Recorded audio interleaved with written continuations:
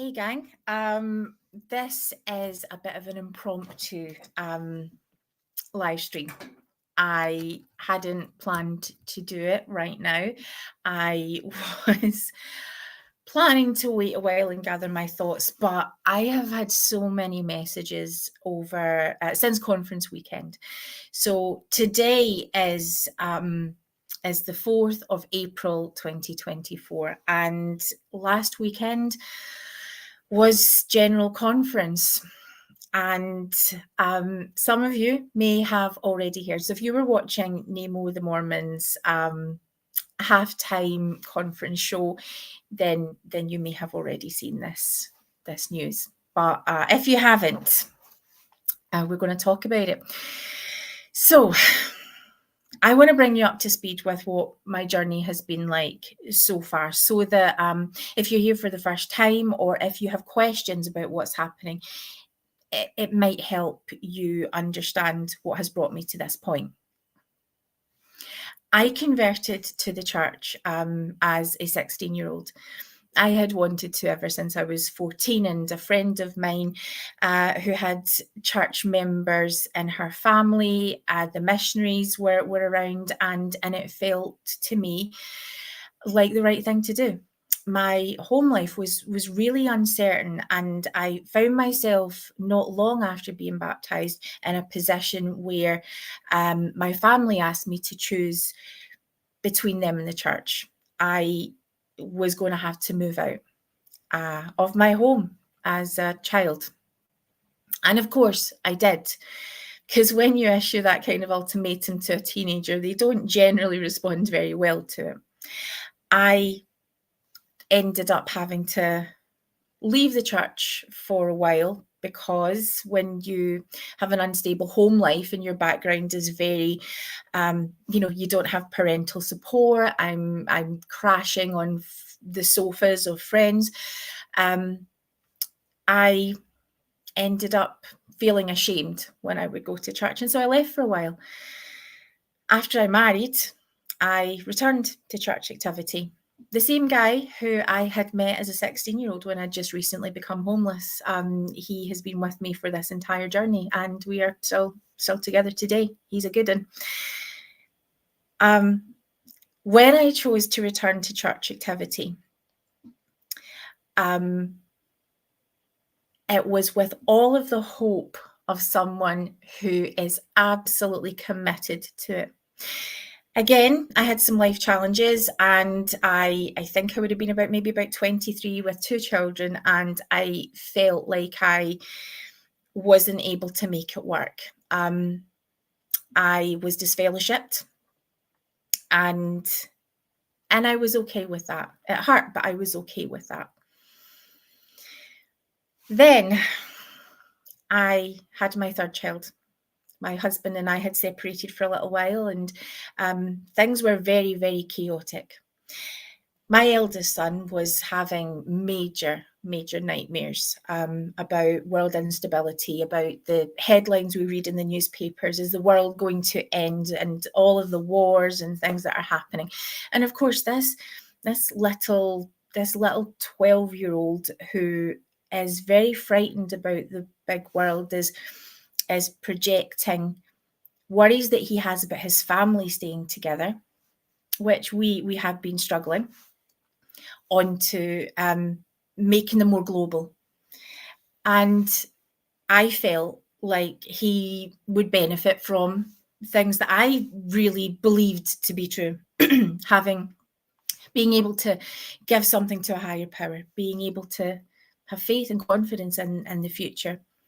We did some counselling, and I felt like maybe he might need or benefit from the missionaries coming into his life. I knew what would happen. I knew that he would believe. I knew that if he did, I was going to have to make a big choice. I would bear testimony about this a lot. I knew that if he joined the church, whether or not he was going to stay, and statistically people like us don't stay in Scotland. Most people join the church or sort of transition in and out of it. Statistically, that's what happens to us, and I didn't want to be a statistic. So I committed. I had been smoking, and I don't know if you guys remember the stop smoking program the missionaries would teach, and it was miraculous. I didn't crave cigarettes. I had maybe one mild craving this whole time, because I had given everything over to a higher power, telling me that smoking was bad for my health, and my kids begging me, and all of the stuff around that. I knew it didn't matter. What mattered is I promised God I wasn't gonna. So that was the only thing that bound me to choosing not to smoke. I felt the same way about all of the promises I had made, and I had already been to the temple. So choosing to go back was an emotional experience. All of the support I received, I was always welcomed into the ward, as someone, a family member who hadn't been there for ages, and it was a wonderful experience. The people in my ward have always been exceptional, and I did wonder where everyone had gone. There were so many fewer people than there were there previously, but I was committed to staying. I wasn't here to play at it. I threw myself in with everything I had. So when volunteers were needed, I was up for it. I eventually got to a point where I was trying to come up with creative ideas to be able to support our ward. I would organise activities, I would organise celebrations, and having an acting, directing, performance background, I would organise productions, and because we had a lot of talent in our ward, it was exciting, and it was home, and this feeling, this is my nature, and church would really be a good outlet for that. There were things that were unspoken. So, for example, when people would loan me books at this early time when I had returned, and there was so much. I was reading everything voraciously, everything I could get my hands on. And I know lots of other people have been there too, but I would read and read. And Mormon doctrine, of course, is one of the early things that it's on every Mormon geek's bookshelf, right? And I remember one of the things in there being about being a vegetarian is a step away from apostasy. And I remember having a chuckle about that and talking to the person who loaned me that book. And I was like, hey, so what do you think about that? And they were like, oh, well, you know, sister so-and-so, she's a vegetarian. Like, that's not... And which I thought was really weird, because I am also a vegetarian. And the reason I'm bringing it up is, well, that's a kind of weird thing. And what I learned really quickly is we don't talk about it. We don't, if there's a weird thing, we don't say it, because it might either offend someone or be taken the wrong way. But what we absolutely will not do is talk about what is weird about it. Like, I don't think that's right. I would have experiences when I was in church of listening to talks, especially given by women. I would, as an OCD sufferer, I would have sort of spikes in the physical discomfort that comes along with OCD. It's very difficult to explain.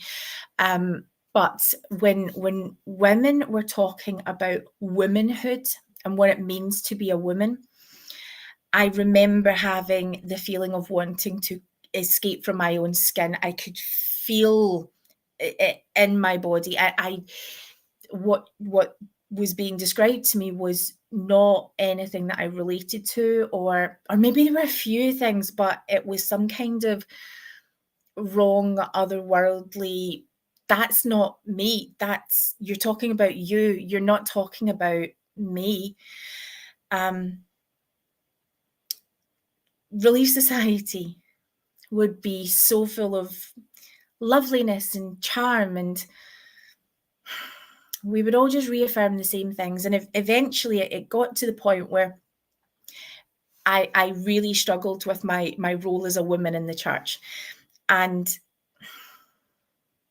key to me coming back, really key to me coming back, when I talked about those statistically we wouldn't stay, what I was very clear on is the things that worked for people before, the answers that they would have, or the testimonies that they would bear, or the things that, the answers to all of their questions, statistically, you will all leave too.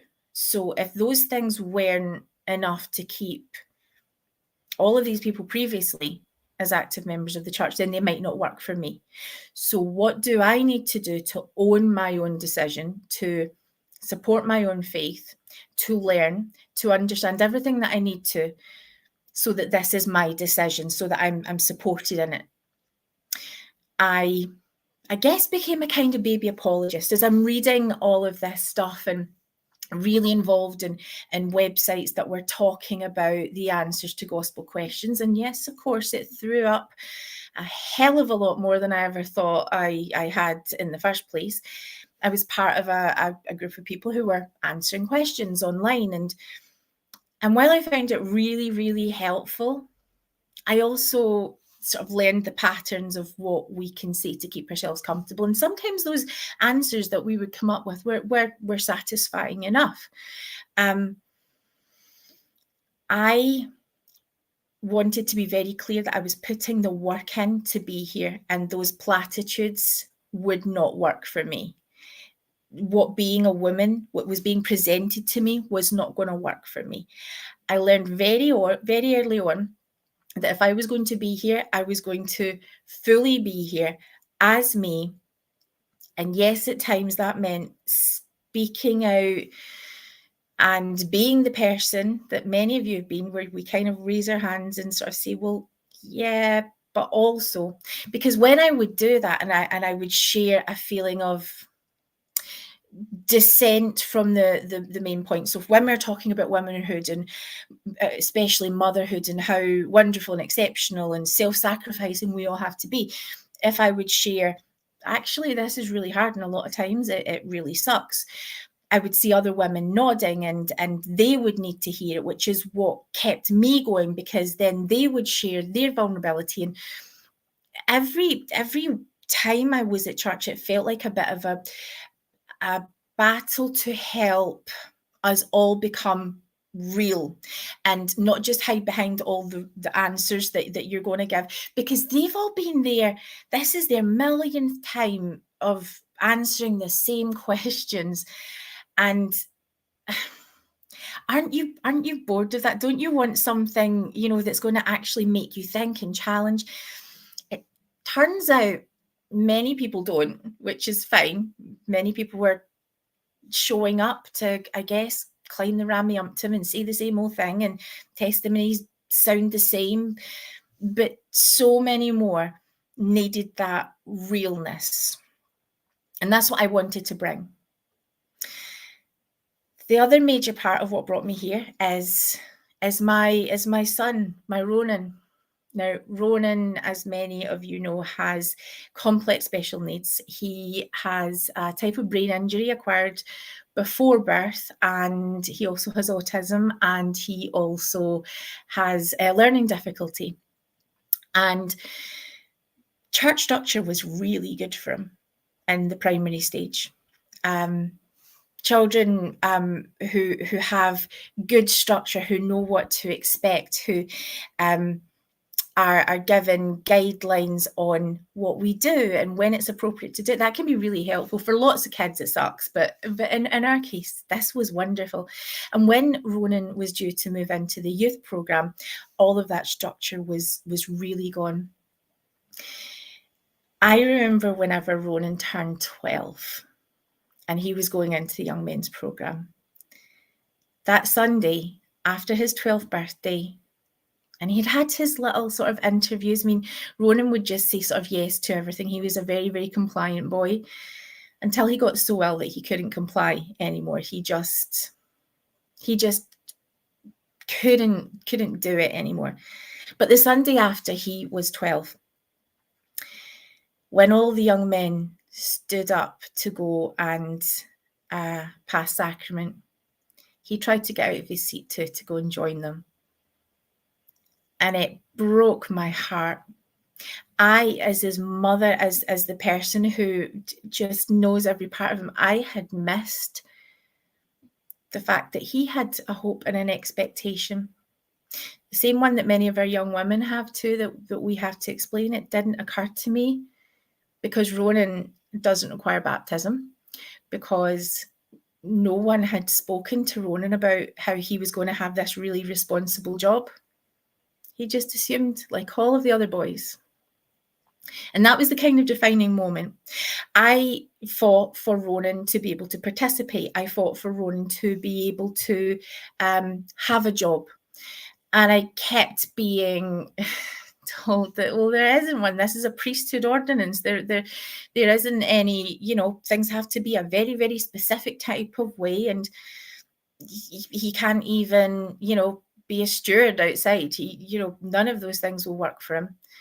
And I'm trying to be creative. See, this is what I do. When something doesn't work, I will problem solve and try and fix my way around it and present solutions and try to bring that to my faith as well. But I asked, well, could he at least bring the bread? And that was a job he could do. There was a bit of sort of surprise to that, like, well, yes, of course he can do that. Priesthood holders, do you know it was your job to think of all of that stuff? You get that revelation, but in my desperation, okay, I presented that to you, and Ronan was happy and he had a job, and he would struggle in the program because of the, lack of structure that's built into the program. He couldn't manage, and he was struggling at school too. When I would speak to leaders who didn't even know what his condition was, who hadn't really made much of an effort to come into Ronan's world. I was pointing out that as this gets harder for him to participate, as he has to miss more and more of church because it is so hard for him, this is going to get worse, and this has huge implications. I was told that even if Ronan can come, like maybe once a month, because Ronan doesn't need this. Ronan has already made it in the celestial kingdom. It's up to us to try and be as good and be there for Ronan, because we know where he's going. We can just achieve what he has. So we don't need to meet his earthly needs. It doesn't matter. Oh, they miss so many opportunities with him. They miss so many. And it had its impact on his life. It was really, really hard for him. Eventually, he had a breakdown where he couldn't attend school. He couldn't get out of bed. And pretty much we've been here since, for the past roughly 10 years. This is how his life has been. He still struggles to go outside. A really effective church program could have helped with that. However, we are where we are. What I made clear to leaders at this time was that if this is where we are with Ronan, and at the moment he's young enough and there are other structures, school and things to support him, eventually this will affect me. And I will not be able to attend, because I'm going to have to, his care needs are going to increase, and my needs are going to, my having to support his needs are going to increase. And while you're forgetting Ronan, are you going to forget me too? And I would ask that question. I never, ever, ever got an answer. I remember saying to people directly, this means the world to me. If I were to go, would you just let me? Would you just, or would you want to reach out knowing this meant everything? I never really got an answer to that either. because of course we have to respect people's wishes. I guess I was asking, if I struggle to be at church, would someone care enough? Because I could see this life of isolation and loneliness and the role of a carer stretching out ahead of me. I knew ahead of time that what it was going to create in me is exactly where I am today. Developing mental health difficulties, depression, anxiety, loss of family relationships. I have a dad who wouldn't speak to me anymore because I couldn't be there enough to chat with him. I will just lie in my bed staring at the ceiling just to breathe and just to be, because I have no thoughts left or energy left in my body. I am being tested for various types of cancer at the moment, and all is good. There's no worries there. My healthcare providers are very, very good, and if the signs show that treatment is needed, we have a fantastic NHS in this country, and it's really, really good. But I also have developed type 2 diabetes and blood pressure problems and all of these things, all because I can't get out either. I can't contribute, and it is so, so lonely. Now I've made this really clear to church leaders too. This is a societal problem. I shouldn't have to be in this situation, because as a society, we agree, and the society that we live in, we agree that we're going to, as a community, look after our sick, infirm, and our vulnerable. And so supports and structures should be in place.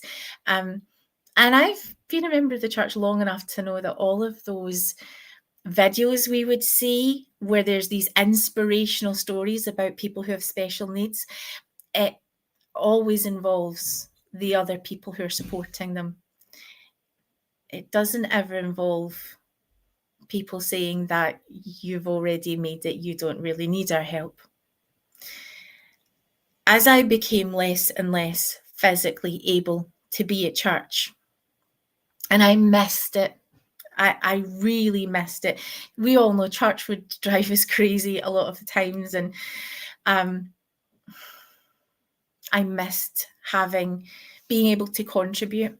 I missed being able to go to the temple, to have the experience, of sacrament, where we are all passing sacrament down that road to each other, helping each other to make that covenant. We make that as a people in a community, and I would see so much beauty in that. And I couldn't do that anymore, and I certainly couldn't provide it to myself at home. People would ask me very often if anyone has anyone asked if you can get sacrament at home? And they would ask that question every time. I would say, no one's ever asked, or, if they could bring it. So many people asked that question, but no one ever converted it into action. When COVID happened, and we started this podcast right before that time, I didn't have a way to contribute. So, and I could see all of my friends leaving, all of the people that I loved and that I would be making these covenants with every week. And I figured if we could talk about the things that they were struggling with, well, then maybe we could make something that is just enough. The church that we thought that we had joined, the thing that we saw as Zion, maybe if that just requires honesty and vulnerability and realness, and it's okay if we disagree, and it's okay if you have a problem with church history, and maybe this thing is not helpful for you, and can you still be a member of the church and yet reject polygamy or not believe in that Joseph Smith was about? Is it even possible? There isn't room to explore that at church, but what I could do is explore it with friends and colleagues, and so this is what here was all about. It was to have fun and challenge and help me to think, and it was the only service left that I could offer to this faith that I love, because I wasn't wanted or needed. Everything was moving on without me. And then when COVID happened, I remember saying, oh my goodness, now we're all in this same place. It's awful, isn't it? I know that so many people are going to struggle with the isolation of COVID and the mental health challenges and all of the other stuff. I know this is my life. Let's talk about that. Here are some ways that we can help. We can go digital. And I asked the ward, maybe do we want to get together and maybe have a little prayer? The response I got to that was, we already pray as families, and so that's okay. We that wasn't needed. Eventually, when they got behind the Zoom thing, because it was becoming more prevalent, that worked for a while. Ronan's needs eventually became so extreme that I'm up all night with him, and the time of church in the morning, and it just hurts so much that everyone was going back to their normal lives and leaving us behind again. And I knew it was going to happen. And I thought maybe there'll be times when they'll remember us, but they don't. And that's okay. It hurts. But right back whenever I was talking about the things that work for everyone and don't work for other people, I had already way back found where my community really is. And more my community, which is online and is, in the community out with the church, it's you guys, right? The people who are always in the comments or sending emails or are on the bloggernacle in general, the screen names that we've got so familiar with.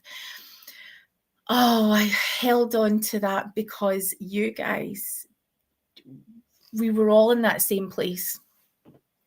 Eventually, I got to meet Sarah, who's just joined us in the comments.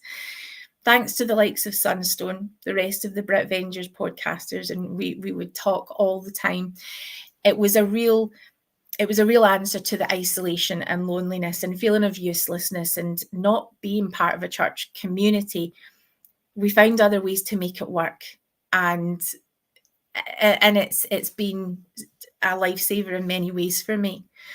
When Sarah then had this passion for safeguarding and had all of these skills and expertise, and it was so important to her that something could be done to be able to then have this incredible woman teach me and help lead this work in safeguarding, I felt like we could offer something to this amazing potential. The church could be so much better and healthier and safer for all of, not just children, everyone, if we could apply these principles that Sarah was bringing to my attention. And so we started the safeguarding work.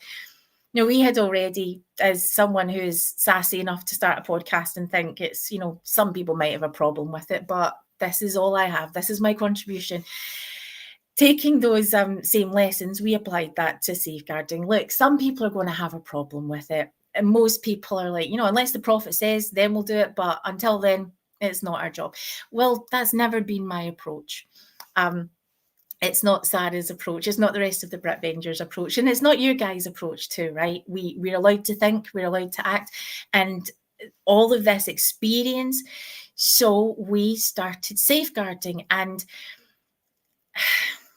yeah, it was an uphill battle. We couldn't have achieved it without really, really good leaders in the church in the UK who saw it and who knew how important it was.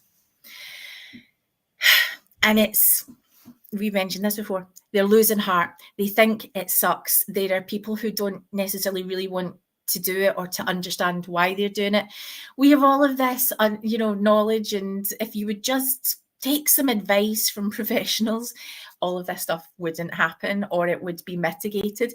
But what you have to do is train more people. You have to train the membership. You have to be having conversations about it. People will get behind it. Anyway, we have a lot of work still to do there, a lot of work. And we don't want the church to lose heart, because if it fails here, it's not going to happen in other places. And people really need to understand that it's important that people get behind this work. And it is going very, very well. And I don't think the leaders really see how well it's going.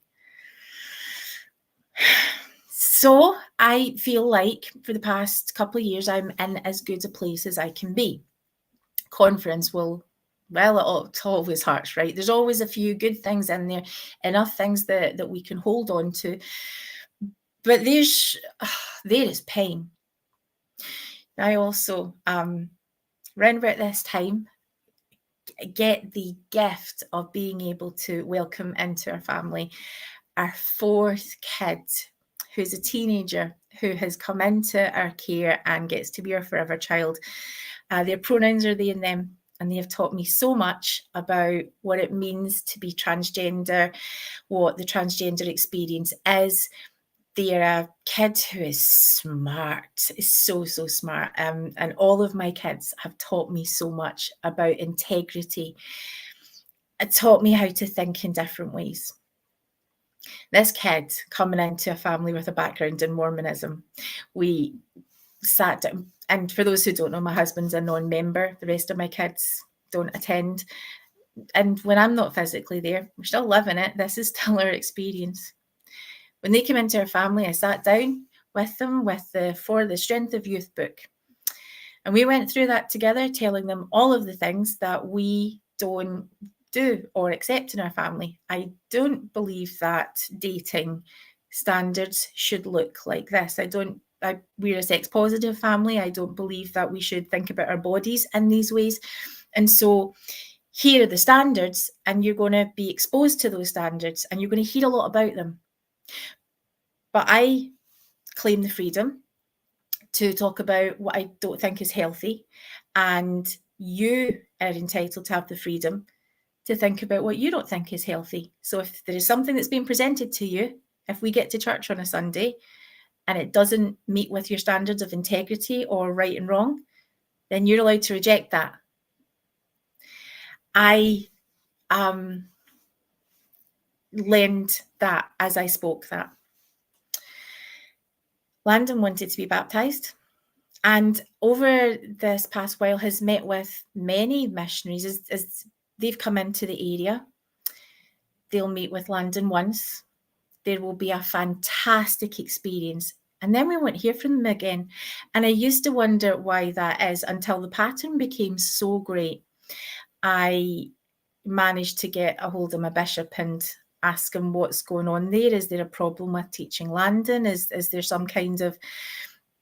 Now, I don't think I got what I would call an answer. I got a response where he said, we can't tell the missionaries not to teach someone. That's not what we do. But there's something very, very weird there. And it affects my kid, who's experienced enough rejection in their life. In the meantime, my own experience, I've reached out to my bishop and my state president many times to talk about the effects of isolation. I asked to speak to my bishop and Relief Society president a while back, and it was in 2022. And I'd asked a question on Facebook. What happens when, what would your advice be if you are part of a faith community, but you can't participate, you're there in all but name, you've not got anything to offer, no one sees you, but there are closer churches or faith groups or none at all, where I can fully participate if I choose, and I can have something to offer and find community. Would you just leave, or would you do that, or what would you say? There was one person who did suggest, yeah, I would seriously think about just leaving, who is a member of the church, and that was a bit of a breath of fresh air. And you know, it broke my heart a little bit, because it's not how it's supposed to be, but it's the right answer, isn't it? I pushed that to the back of my mind, and when I spoke to my bishop, asked for my Relief Society president to be there. It was one of the most traumatic experiences I've ever had in my life, and I've had a few traumatic experiences. While my bishop seemed impassive, my Relief Society president seemed so angry, because, well, she had reached out to me a few times by sending me notes. You know those little printable laminated things that you have, those little handouts? She'd sent me a couple of those once or twice, and birthday card. And the thing is, I hope this is clear from what I've been saying. This isn't a problem with an individual who's not doing something. There's a systemic problem here where a child who has been unsupported in their disabilities has affected the whole family. And this is what happens in society. This isn't just a church issue. She was so angry, and I haven't felt that distressed about anything since, oh my goodness, a really traumatic airport experience with Ronan where the police were called. I asked for help. I asked for understanding. And what I got was they made it about them. I wasn't entitled to feel alone. I wasn't entitled to feel lost or vulnerable or like I missed my community because she'd sent some cards. I don't understand how that happened when I wasn't making any accusation about. I wasn't getting home teachers, ministering visits, the visiting teachers. I wasn't getting responses to my email. But if I show up in church, and this is the thing, if I am there, if I'm physically there, then they will engage with me. But from a distance, there isn't anything. And it adds to the feeling of being trapped in four walls where I really want a life. I want to be able to go and worship how I want to worship. Where the resentment then that builds towards my family who have, all of these care needs. I don't want to feel this way. I don't want to feel like they're the barrier, because they are not the barrier, right? They are not. Okay. I think that brings you all up to speed almost, because we're going to get to this weekend. Except just to mention that any requests that I've made, and there's been a few, to speak in council with my church leaders have been ignored. They haven't responded to my emails. They are really, really good guys. They are really good guys. So, no one be mean to them, but their hearts are good. I don't know if they've been told not to speak to me, or they're just, I suspect they're just worried something that they say is going to end up on a podcast, which hurts. What has kept me in this space has been integrity. It keeps us talking, because we know what the right thing is. We are responding in our integrity to what needs are, and we are being completely honest as we learn better about what that is. We are honest with ourselves. This space and its integrity is exceptional. I have had so few. Now, I'm not saying I've not had any. I have had so few messages, contacts from church members over this course of this journey, compared to the amount of non-members who have messaged, emailed, been really creative in how they've reached out to me to support me. And the people who have kept me strong in my activity as a Latter-day Saint have generally been the post-Mormon community, because you know how much it means. So my emails are going unresponded to. My questions about what's happening with not wanting to teach my transgender kid, what is this? There wouldn't be any barriers to teaching with sort of changes to gender. They're non-binary.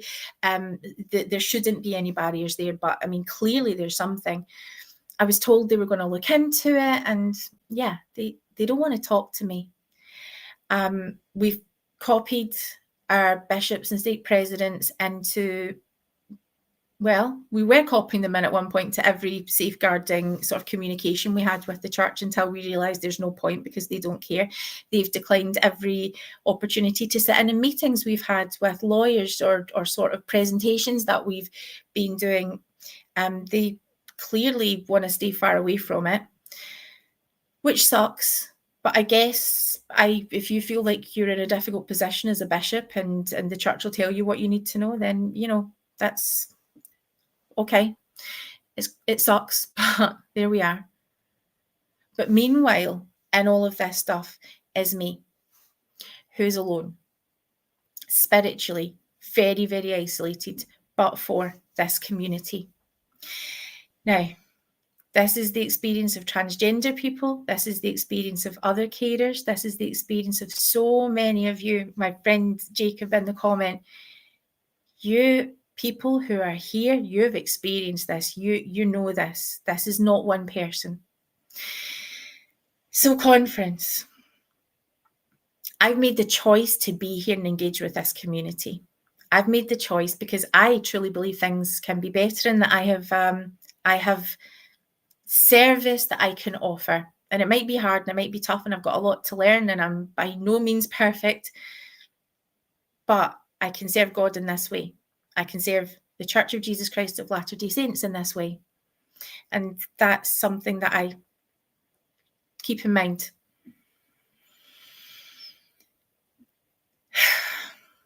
While the first session of conference happened,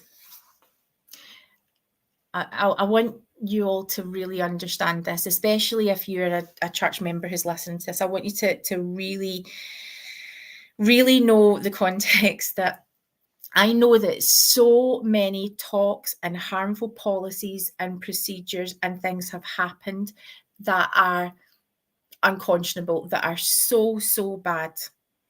But when I talk about a particular talk, it might be really surprising that, well, why is this the big deal? We've heard LGBTQ people's spoken about in dehumanizing ways. We've had the policy of exclusion. We've had all sorts of things going on. And hold on, this little white girl is your problem. I'm very aware of that. The talks have not yet been put on the Gospel Library app in their text form. And I don't especially want to think about this too much. So when it comes out, I'll let you all have a look at it yourself if you're so inclined. They are there on YouTube and in the Gospel Library app if you want to have a listen. But the talk that was given by Elder Jack N. Gerard was so pivotal for me. Now, the one little, and I hate taking individual lines because it doesn't give context to the whole talk. I do this for a very clear reason, because this is ultimately how I feel the talk was summed up. When he said, Christian kindness is not a substitute for integrity. After totally redefining the word integrity, offended me on a level, and yes, I say offended me on a level that I don't even know yet if I have been able to process enough to be able to describe what that did. The one thing that we have in this space is integrity, and I can testify of the integrity of the people in this space because I've felt it, I've seen it demonstrated. It keeps nuanced members here. It keeps people working for a greater good. It helps keep our core values. My son serves in the military, and I described this to him that when he asked what had happened, that someone just gave a talk where he redefined the word integrity. And because integrity is it's something that is fundamentally, it can, in the military, if you break the value of integrity, it is incredibly serious. And he pointed out immediately, if you redefine integrity, that's not integrity. You don't have integrity. Integrity is why I felt like I could stay in this space and fight for safety, fight for inclusion and belonging, and that I could try my best to model it, that I could try and model what healthy anger looks like, what heartbreak looks like, what aloneness looks like, and that it sucks, and that people are trying so hard to stay in the church, and we can get creative about how we do that, and it's okay to be informed and to reject stuff where we need to reject it, and that being key. If there is something that you are being taught in church and it goes against your values, if you feel that to accept that would go against your own personal integrity, then you reject that value. You reject that thing that you're being taught. To do that, to redefine integrity, and then to tell me that your version of integrity is more important than the Christian kindness that Jesus, in the Bible, when he talks quite a lot about loving one another, not as prioritized over anything else. That was it. That was everything. To twist integrity and to make that more important than the thing that Jesus is actually keeping us all in this space to sort of promote, I saw as a culmination of everything that I've tried to stand for being rejected. I know that awful things have been said over that pulpit, awful things, and we stay to make it work. This told me that this felt anti-Christian. Now, I want to just explain where the whole Christianity thing too. I am really grateful to be in a space where I don't need to, how to phrase this? I need space for to be unhappy with Jesus, to be in a space in a day where I don't even know if God exists. I don't know if I care that he exists. I am allowed to change how I feel and grow with what's important. And some days, the path of Christianity, as it's defined generally by the sort of major Christian churches, is one that I can buy into because it promotes all of the values, or many of the values, that I hold sacred. I see so much value in the stillness and the teachings of Buddhism, of many people from the Muslim faith have. There's so much to learn out there, that being unrestricted is something that has become important to me. So when I say this seemed anti-Christian, what I mean is I felt dirty. It felt wicked in ways that I cannot explain. A man of God who's telling me to focus on his version of integrity more than what Jesus taught. I listened then to the rest of conference, hoping that there would be something that would not change my mind, because this is a value. When my core values are, in question, it's important that we listen to the messages that's sending. I wanted to know, is there a way that I will be able to hold something that will make this work? I wrote the email between sessions, and okay, this is where it gets. This is where the ride gets bumpy, people. Believe it or not, it's kind of been a little bit of a roller coaster, but this is the bumpy part. Okay, I wrote the email, which in effect I read out on Nemo the Mormon's halftime show if you want to go check it out. But I left the part I didn't read. The email. You know what? Maybe I should just read it to you all, because I want to give you all the whole context. I said, "Dear Bishop and President." So this went to my state president and my bishop. This conference, specifically the talk given by Elder Jack Gerard, has been a defining moment for me. What he said in so many ways was antithetical to the path that I chose when I decided to become a Christian and join the Church of Jesus Christ of Latter-day Saints. I'm heartbroken to be writing these words, but the pain I'm experiencing gives me no other choice than to formally ask if you would remove my name from the records of the church with immediate effect. And the part I didn't read out in Nemo's show, I wanted to sort of leave that in privately.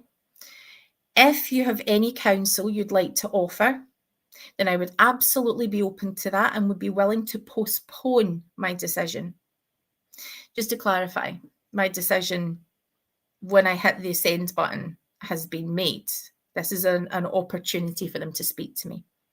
I go on to say, however, my isolation and the fact that I haven't had any contact from my leaders in any form leads me to expect that might not be something you'd be able to offer me. If this is the case, then please go ahead and remove my records as soon as you're able. It is my hope that members or leaders might be willing to stay in touch. I do love this community and this church. I believe that taking this step will align with my personal integrity and my commitment to follow the Saviour's path. So I was being messaged by the Brit Avengers to ask if there's been any response, and I'll get to that part in a moment.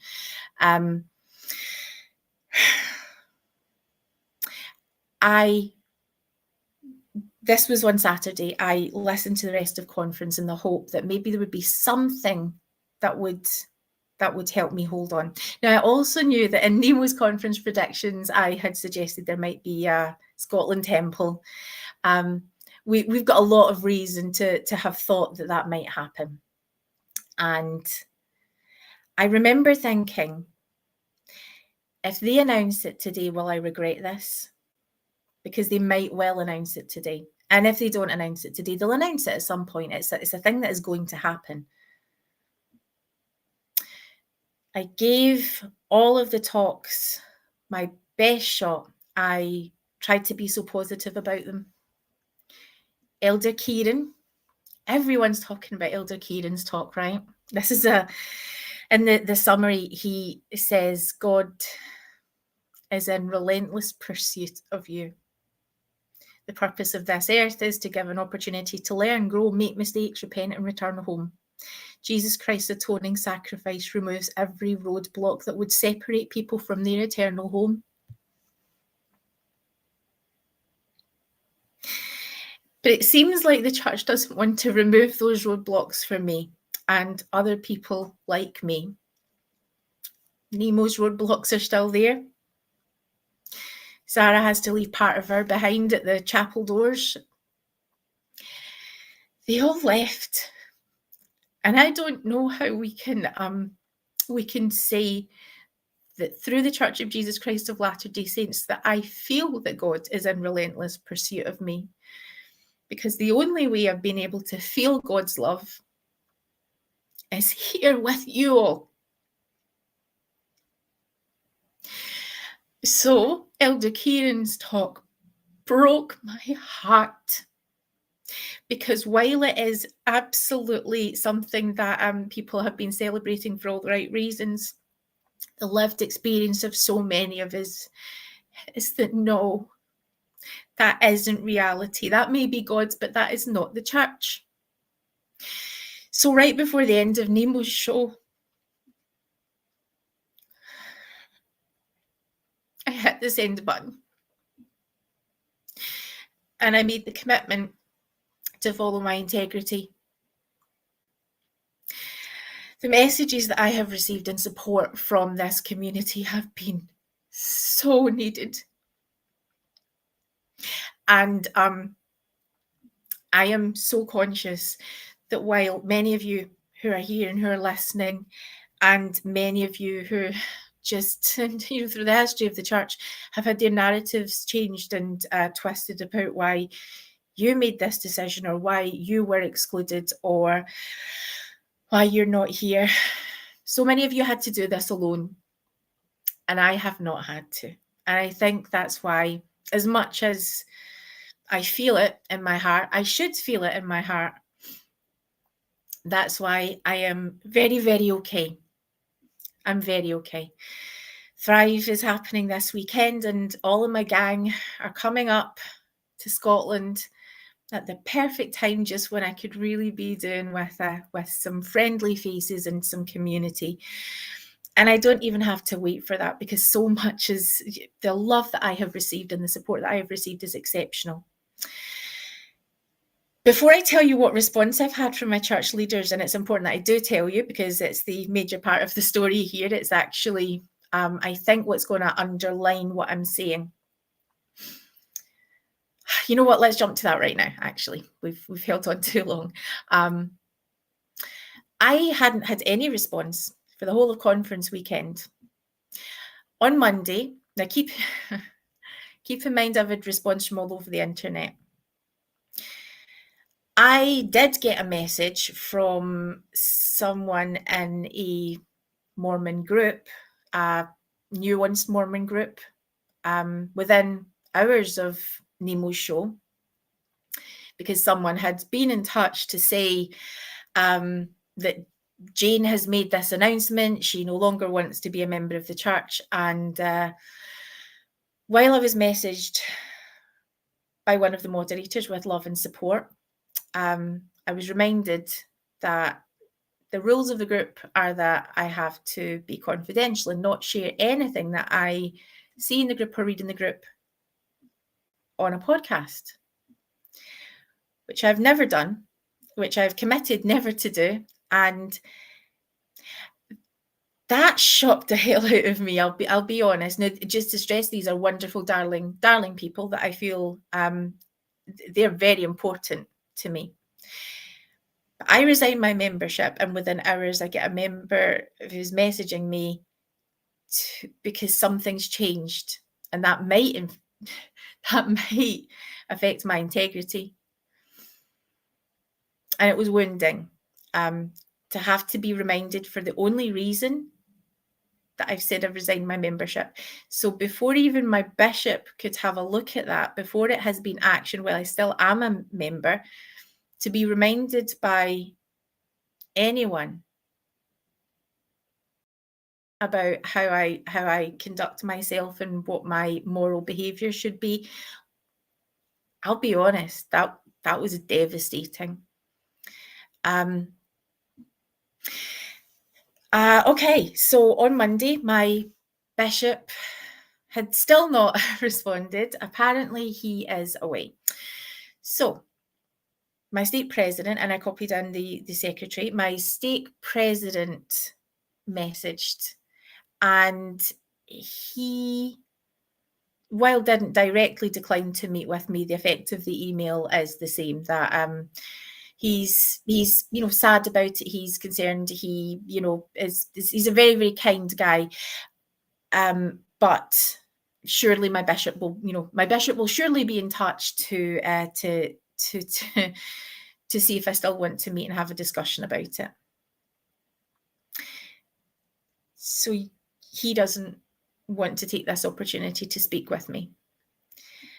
I have still not, up to this point, had a response from my bishop, who has been quite comfortable to post on Facebook about temple news, but this isn't important enough.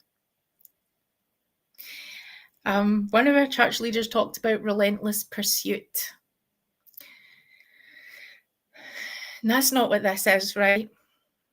I'm going to leave, but does anybody want to talk to me before I leave? And the answer is clearly no. If church members believe what we claim to believe, and I'm still finding it very difficult to change this we language, if church members really believe it, this is my eternal salvation, this is that important, and the reason why you are in this calling is that is the most important thing, the eternal salvation of the members of the church, our spiritual well-being. I'm very clear that this is how all of the Brit Vengers have sort of been experiencing life recently. We're all very isolated in this regard. But I immediately messaged my state president back and told him that I decline any further discussions and please remove my records immediately. I will not be availing myself of any opportunity to be able to counsel with anyone. My decision has been made. I feel like it's almost been made for me in many ways, but that's where we're up to. So technically, at this time, what is it, 10 to 5 on Wednesday after conference, I'm technically still a member because my records have not yet been removed. They will be. I have no doubt that will be actioned. And it's almost incidental because actually it wasn't about my membership for me. My membership has always been important, but it's what my membership meant, what it allowed me to do, how it bound me to a community. I asked Sarah, I was having a conversation with my girl, and I was talking about that I do have these concerns still because my temple covenants are still important to me, and I intend to still keep everyone that I made in the temple. Well, because I promised, because what should this change? I have every respect and support for people who do feel differently about that, but for me, this is something that's important to me right now. And Sarah reminded me that leaving the church doesn't mean that I leave behind my covenants. In fact, exactly the opposite. This is how I keep my covenants. I want to say thank you so much. I don't think I could possibly still be in this space without, obviously the Brit Vengers gang and our honorary Brit Vengers, our Doug and Colby, and all of you who have been messaging and supporting over the years that we have been doing this work. The gang at Community of Christ, since we first met them at Sunstone, have been a spiritual haven. And I think that's what's kept me fed in ways that I need to be fed. I mean, we figure out our own ways, don't we? We just, Sarah's currently in the middle of Scotland in the wilderness having an absolute ball. And if that is not being spiritually fed, what is the point?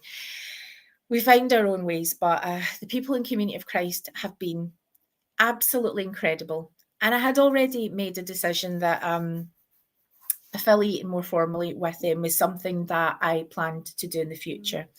I don't know where my heart is taking me right now. This is certainly processing time. But what does this mean for 21st Century Saints? What does this mean for the podcast? And what does this mean for the safeguarding work that we've been doing?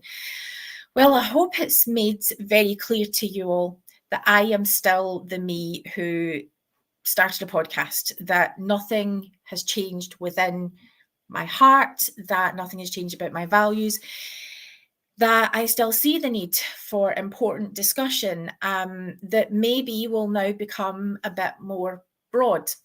There is so much pain that is still out there, and I think there's things that we can talk about. So we're going to keep podcasting. Now, the health issues that I mentioned earlier on have held me back a lot. So it may be a little bit more sporadic over the next couple of months, but we will be back into a better routine just shortly, I promise. And Sarah and I were looking at ways that we can make that happen. But things are very, very much settling down here for me, and my treatment is it's all in hand. Safeguarding. To the Church of Jesus Christ of Latter-day Saints, we have not finished this work. I committed, along with Sarah Delaney, that we were going to support this community to be the best community it could possibly be, the safest community it could possibly be. And we have expertise, experience, and integrity, courage, passion, and a love of this community to offer. We will always keep her are promises of confidentiality and integrity. Unless you send me an email where you're being an absolute idiot and I feel a need to quote it on air, like, if you're a stake president who doesn't want to meet with me to, help me stay in the church or something equally important, I'm maybe going to mention it. I will. I feel entitled to do that. It's about me. However, as it relates to the work that we do, as it relates to any conversations that we have, those have and will always remain private. We do have really positive, challenging working relationships with church lawyers who I have no doubt will similarly want reassurances that I keep everything confidential.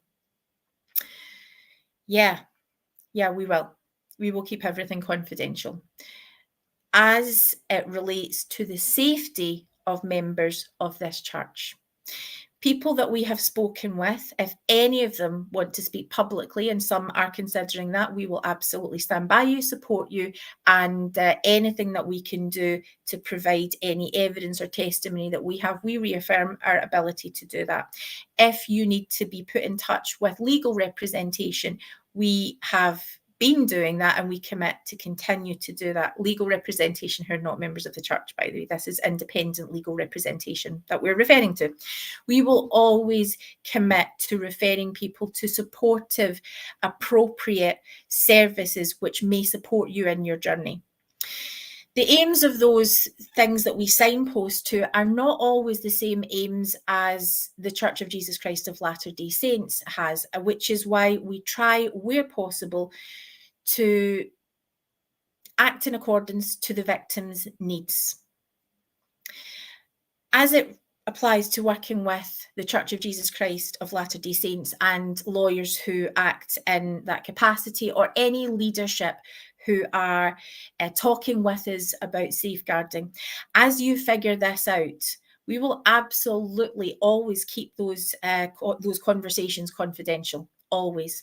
When we bring a concern to you about a member or someone who may have been a member or used to be a member, you know that we have never made those things public. We have been in touch many times and we will continue to be in touch when we have a concern that you are able to act upon to keep members of the church safe. We will continue, in short, to act in ways that we have always acted. We, I believe, have supported everything that you endeavour to do to keep the church safe. We have demonstrated integrity. Because this has changed, integrity remains the same. I would point out to Elder Jack Gerard that integrity isn't something that we can analyse to death, that gets to change with the definitions that we want to apply to it. You either have integrity or you do not have integrity. There is no, as someone who's very, very nuanced, and not having a binary is important. In this case, you either have integrity or you do not have integrity. We have always committed to act in integrity, and we will continue to do so. You all who've been with us in this journey have shown more integrity than I've seen from the people that I thought I could rely on as church leaders. And I thank you for being guides, mentors, supporters, and hopefully you will continue with us on this journey. Nemo the Mormon is his halftime show on the Saturday night session is where I first broke this news. So if you want to, hear more about what happened there, it was just a very brief announcement, but do go check out his channel, because supporting him, he gave up so much of his career and what's happening in his life to be able to do this full time, and he puts the work in. So if you can support his work in any way, we would be really grateful.